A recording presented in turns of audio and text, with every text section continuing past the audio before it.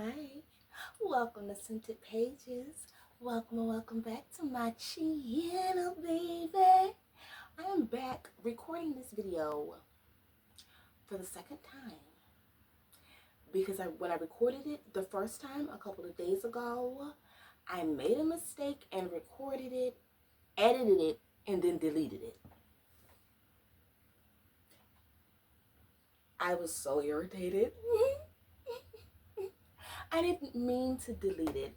Of course, I didn't do it on purpose, but I made a mistake in my editing process trying to make room for the video in my phone and deleted the original video, which meant I had deleted the whole thing and then I couldn't get it back.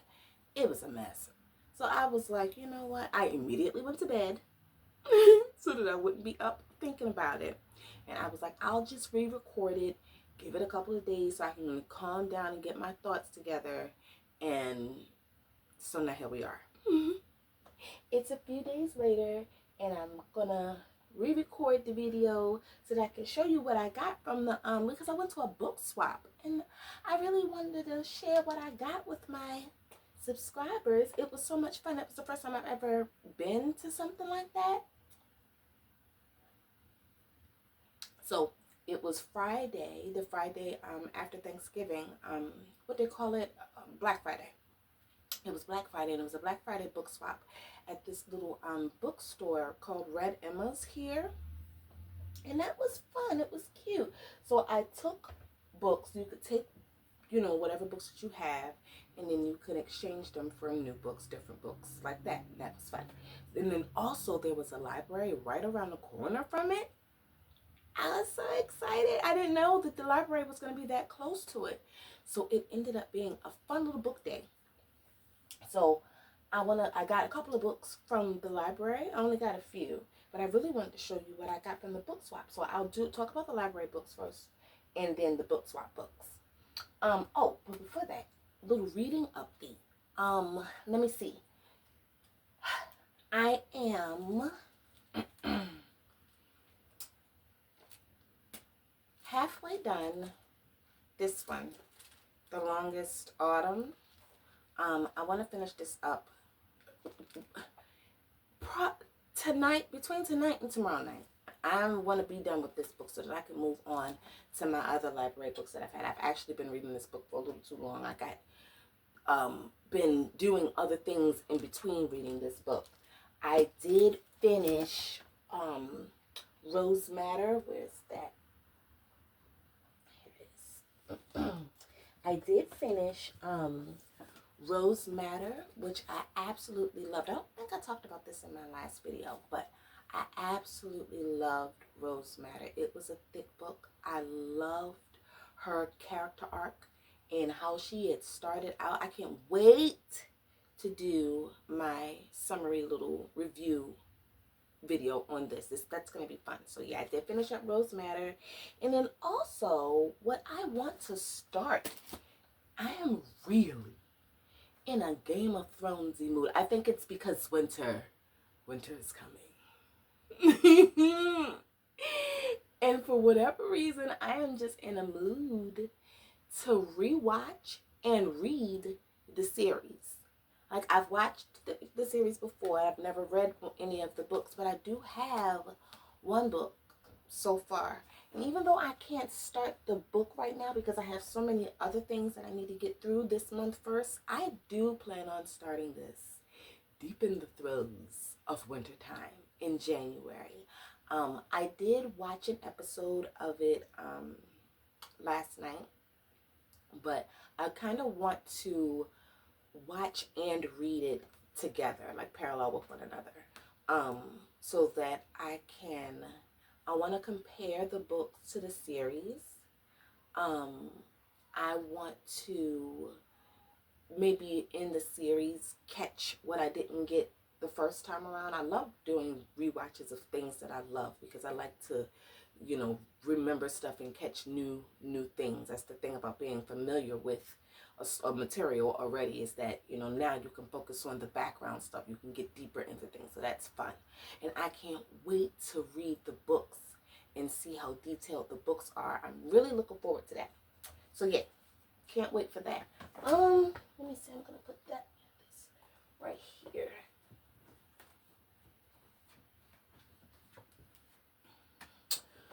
So the books that I got from the library, though, I got 5 of them.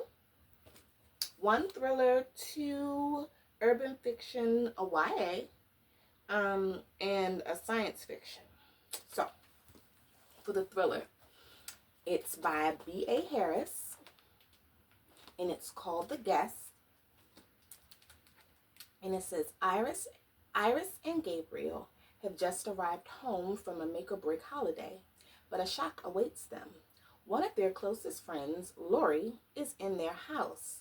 The atmosphere quickly becomes tense as she oversteps again and again, sleeping in their bed, wearing Iris's clothes, even rearranging the furniture. Lori has walked out on her husband and their good friend Pierre over his confession of an affair and a secret child. Iris and Gabriel want to be supportive of their friends, but as Lori's mood becomes increasingly unpredictable, her presence takes its toll. Iris and Gabriel's only respite comes in the form of a couple new to town, but with them comes their gardener, who has a checkered past. Soon, secrets from all of their pasts will unravel, some more dangerous than they could have known. New York Times bestselling author B.A. Paris invites you into their home, full of heart-pounding secrets with this gripping domestic suspense novel. I love domestic suspense and domestic thrillers, stuff like family dynamics. As a matter of fact, I'm reading this, I'm listening to this book called This Is Why We Lied by Karen Slaughter. Ha! Chef's kiss for the family drama, the murder mystery of it. It's so good. It's about this girl who, her name is Mercy, and she's killed in the beginning of the book. But her family is like really weird and like cold towards her, because I mean she was a problem child when she was growing up. She like got pregnant when she was 15 and this and the other, but still like their reaction to her death is not good. And it's like a locked in murder mystery. It's they're snowed in on this like mountain lodge. It's really good. It was a long book, like 18 hours. I've been crunching through it. Just yum yum yum, because it's really, really, I've been really entertained. I'm gonna probably do a review on that one too in a couple days. So anyway, next, got a little off topic, my bad, but I get so excited when I talk about books and recording my videos and stuff. It's really fun. Okay, Walter Mosley, Touched. And I like Walter Mosley. He's an African American author that I've read before. I've read one of his books, The Tempest Tales, I think it was called. That was really good. And he does a lot of like science fiction, African American science fiction stuff. I really like that genre. It was good. So when I saw him, I was intrigued.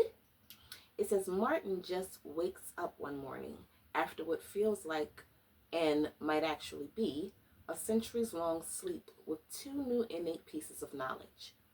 Humanity is a virus destined to destroy all existence, and he is the cure. Martin begins slipping into an alternate consciousness with new physical strengths to violently defend his family, the only black family in their neighborhood in the Hollywood Hills of Los Angeles, against pure evil.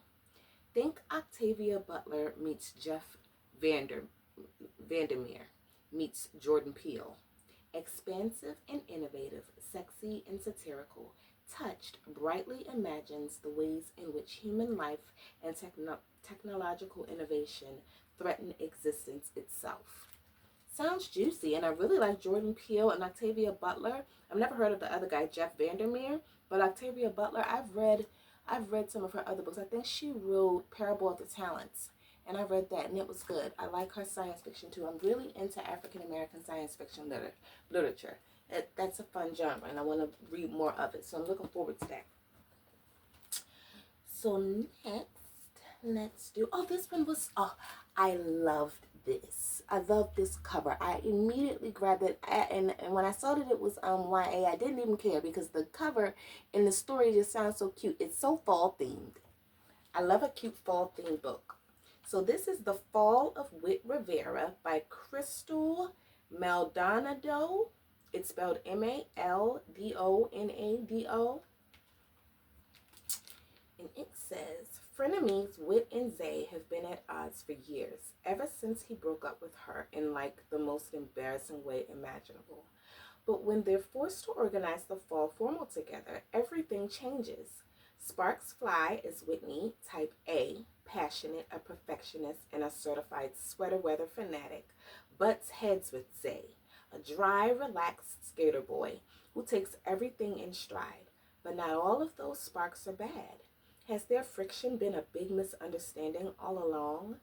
Blisteringly funny and profoundly well observed, The Fall of Whit Rivera is a snug and cozy autumn rom-com that also handles weightier topics like PCOS, chronic illness, sexuality, fat phobia, Latin identity, and class. Funny, honest, insightful, romantic, and poignant, it is classic Crystal Maldonado, and it will have her legion of fans absolutely swooning. This is the book equivalent of a warm apple cider muffin. Doesn't that sound fun?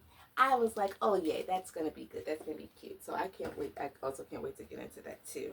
Then I got two books that I think I might have listened to on audio or wanted to listen to on audio. I'm not sure. These sound kind of familiar in the synopsis.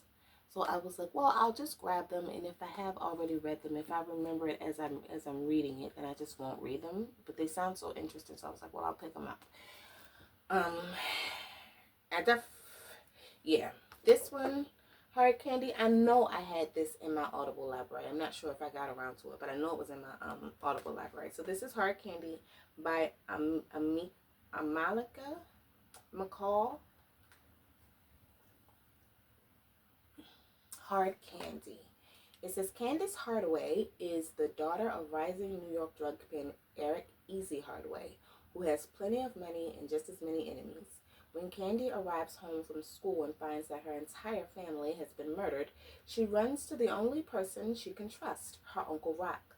Joseph Rock Barton is a reclusive first-class cleaner who performed hits for Easy and ultimately became a distant part of the Hardaway family. When he takes Candace in, it's not long before she asks him to teach her the skills necessary to take revenge on the drug dealers responsible for killing her family. When she turns 18, Candace, now known simply as Candy, uses her beauty and skills to get closer to her father's enemies, and one by one, Candy attempts to exact her own dose of revenge. Did Uncle Rock teach Candy to be hard enough to make it out alive as she rubs elbows with some of the most dangerous killers in the game? Or will her targets realize that they left one Hardaway alive and put a bounty on her head? Ooh. Then the second one is Carl Weber Presents Working Girls by Kat. And it says, 20-year-old Jules is one of the Midwest's most wanted. The daughter of one of the baddest prostitutes to ever work the streets of St. Louis and a high-end call girl herself, she attracts nothing but the elite.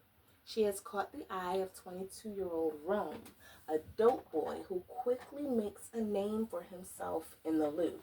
One uneventful night, their worlds collide when Jules is caught with a violent and deranged client, while Rome is lying low at the same hotel because of a drug beef. After that evening, life for Jules and Rome will never be the same. Together, they climb to the top, but Jules is the one responsible for getting them there. Sex, money, and murder are the outcome as the world of prostitution collides with the drug game. Bodies begin to drop, and the streets are littered with corpses as an all-out war is launched. The Midwest heats up, and things become even more complicated when Jules is put in the line of fire and becomes the target. I love a good book. That sounds so good. Mm. Mm-mm-mm. So now, moving on to the books that I got from the book swap. And it was so different and cute. I just really had fun. And I definitely want to go back to that little bookstore and, you know, have a look around. I didn't want to stay too long because I didn't want to come back with more books. So I left quickly, but they did have like some cute little stationery things. So I want to see what, you know, and there were also a restaurant. So maybe I'll see what they have to eat. Like it's like a little cafe type situation. It's real cute, real cozy. I might go back there. But moving on to the book swap books. Okay, so they had 2 of the books from the Twilight series. And when I was there, I remember that I had 2 books myself. I needed the last book. I couldn't remember which 2 books I already had. So I grabbed the 2 books that was there. I was like, well, they're free, you know, and if I already have them or whatever, then I can just give them to my little free library that I have that's close to me. I have one that's like right at my job. Then I oftentimes put books in there when I'm done with them. So I was like, if I already have it, I'll just put it in there. Well, I got home and I did have the 1 book, but I didn't have the other book, which completed my set. Ooh. So now I have, let me see, I want to make sure they're all facing the same way. Twilight, New Moon, and Eclipse. I can't wait to read them. I've never read them before. I've seen all of the movies, but I've never read the books. I hope that the books are as good as the movies. I hope it's as well written as all of the hubbub was around them. And I'm looking forward to it. So, Twilight says about 3 things Twilight by Stephenie Meyers. The whole series is by Stephenie Meyers. And it says about 3 things I was absolutely positive. First, Edward was a vampire. Second, there was a part of him, and I didn't know how potent that part might be, that thirst for my blood. And third, I was unconditionally and irrevocably in love with him.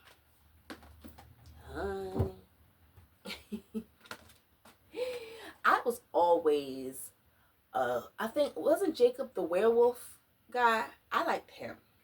I was Team Jacob. I don't know. Vampires seem cold. They are cold. I don't want nothing or nobody cold touching me. No, thank you. So I was always the Team Jacob. I think it's Jacob that I'm thinking about. The wolf guy, I think he was Jacob. But anyway. So the second one is New Moon by Stephenie Meyers. And it says, I knew we were both in mortal danger. Still, in that instant, I felt well, whole. I could feel my heart racing in my chest, the blood pulsing hot and fast through my veins again. My lungs filled deep with the sweet scent that came off his skin. It was like there had never been any hole in my chest. I was perfect, not healed, but as if there had never been a wound in the first place. Wow. Mm-mm. And then lastly, Eclipse. It says, in the dead silence, all the details suddenly fell into place for me with a burst of intuition. Something Edward didn't want me to know. Something that Jacob wouldn't have kept from me. It was never going to end, was it? That sounds good. I can't wait. Yay. Okay. So now we're into the last 5 books that I got from the book swap. So I got, okay, I am quickly running out of space on my phone, so I have to hurry up with these last 5 books. Okay, so I got Before I Forget by B. Smith and Dan Gatsby. I love B. Smith. She used to come on when I was a little girl at like 3 o'clock in the morning, and she had a show that was kind of about how to host parties and etiquette and little DIY home decor things. And she would, because she was kind of like our Martha Stewart. And she would come on at 3 o'clock in the morning, and I would be up on Friday nights or over the summer, and I just loved her. She was like giving auntie, and she was so warm and cozy. So it was just, I know that she had Alzheimer's and she passed away, I think, in 2020. But I was so interested in hearing about her story and reading her memoir, um, because my heart just broke learning about how things turned out for her, as I became an adult and she got older. It was so sad what she went through with Alzheimer's. But it says, restaurateur, magazine publisher, celebrity chef, and nationally known lifestyle maven B. Smith is struggling with a tag she never expected to add to that string: Alzheimer's patient. She's not alone. Every 66 seconds, someone newly develops it, and millions of lives are affected by its aftershocks. B and her husband Dan, working with Vanity Fair, contributing editor Michael Shinarison, unstintingly share their unfolding story. Part memoir, part caregiver's guide, this work is a unique entry on the Alzheimer's shelf. Crafted in short chapters that interweave their narrative with practical and helpful advice, readers learn about dealing with the day-to-day challenges of Alzheimer's, family, relatives, intentions, ways of coping, and new research that may tip the scale, as well as lessons learned along the way. At its heart, Before I Forget is a love story, illuminating with a love of family life and hope. That's sweet. Oh, but I don't like him though. I did watch some stuff and come across like his story and his dealings with him, and I don't care for him. But it's okay. I'm gonna read this book and hopefully learn more about her.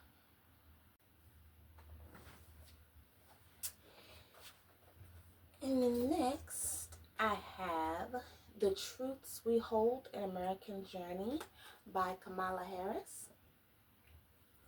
And it says, with her nominations for Vice President, her election to the U.S. Senate, and her position as Attorney General of California, Kamala Harris has blazed trails throughout her entire political career. But how did she achieve her goals? What values and influences guided and inspired her along the way? In this young reader's edition of Kamala Harris's memoir, we learn about the impact that her family and community had on her life and see what led her to discover her own sense of self and purpose. The Truths We Hold traces her journey as she explored the values she holds most dear, those of community, equality, and justice. As inspiring and empowering memoir, this book challenges us to become leaders in our own lives and shows us that with determination and perseverance, all dreams are possible. So we'll see. I'll see how I like it. It's the young readers edition. I think I would enjoy the regular edition better. So we'll see how it goes with that one. I might end up putting that in the free library too. So I have A Stranger in the House by Shari LaPena. Really excited to read this. I had this on my library haul before that I didn't get a chance to get around to reading. It was like one of the couple of last little books in that haul that I didn't have time to read, and I was irritated, and I had to give it back to the library, and I was so happy when I saw it. And I grabbed it up, and now I can read it at my leisure, take my time with it. So it says, Karen Krupp was home making dinner for her husband. She was expecting him any second. The phone rang. It was the call she'd hoped she'd never get. She jumped in her car and raced to a neighborhood she thought she'd never visit. She peered into the dark, deserted building and braced herself for the worst. After that, she remembered nothing. They told her husband, Tom, she'd been in an accident. She must have lost control of her car as she sped through the roughest part of town. The police suspect that Karen was up to no good, but her husband refuses to believe it. Her best friend is not so sure, and even Karen herself doesn't know what to believe. Then she realizes something in her house has been moved. Someone's been there, and now everyone is a stranger. Everyone has a secret, one they might even kill for. And then I have Black Girls Must Die Exhausted by Jane Allen. And it says, Tabitha Walker is a Black woman with a plan to have it all. At 33, the checklist for the life of her dreams is well underway. Education, check. Good job, check. Down payment for a nice house, check. Pussy, wet. Nails, check. Hair, check. I'm sorry. I got a little distracted. Dating marriage material, check, check, and check. With a coveted position as a local news reporter, a paper-perfect boyfriend, and even a standing Saturday morning appointment with a reliable hairstylist, everything seems to be falling into place. Then, Tabby receives an unexpected diagnosis that brings her picture-perfect life crashing down, jeopardizing the dream she took for granted, having children. Suddenly, she is faced with an impossible choice between her career, her dream home, and a family of her own. With the help of her best friends, the irreverent and headstrong Layla, and Alexis, the mom jeans wearing former Sexy Lexi, and the generational wisdom of her grandmother and her firebrand friend, Miss Gretchen, Tabby explores the reaches of modern medicine and tests the limits of her relationships, hoping to salvage the future she always dreamed of. But the fight is all-consuming, demanding a steep price that forces a reckoning for nearly everyone in her life. As Tabby soon learns, her grandmother's age-old adage just might still be true. Black girls must die exhausted. And then lastly, but certainly not least, I have a fantasy book. Uprooted by Naomi Novik. I love the cover. It kind of reminds me of my Spell Right cover, that other little fantasy book that I had. It says, this name, oh my goodness. Agnieszka. Agnieszka loves her valley home in a quiet village, but the corrupted wood stands on the border, full of malevolent power, and its shadow lies over her life. Her people rely on the cold-driven wizard known only as the dragon to keep the wood's dark forces at bay. But he demands a terrible price for his assistance. Every 10 years, one young woman must be handed over to serve him without question. The next choosing is fast approaching, and Agnieszka knows everyone knows that the dragon will take Keziah. Beautiful, graceful, brave. No, Kasha. I think that's how you pronounce it. Kasha. Beautiful, graceful, brave Kasha. All the things Agnieszka isn't, and her dearest friend in the world. And there is no way to save her. But when the dragon comes, it's not Kasha he will choose. That sounds interesting. Well, oh yay, I was able to, I don't know what in the world is going on with my phone. I have like no space on it. I'm going to have to probably go back to using my iPad like how I was, because this is ridiculous. I already don't have anything on my phone as is. Anyway, at least I got a chance to show you what I got. So I'm going to wrap this up, and I will see you next time. I hope that you have a great week.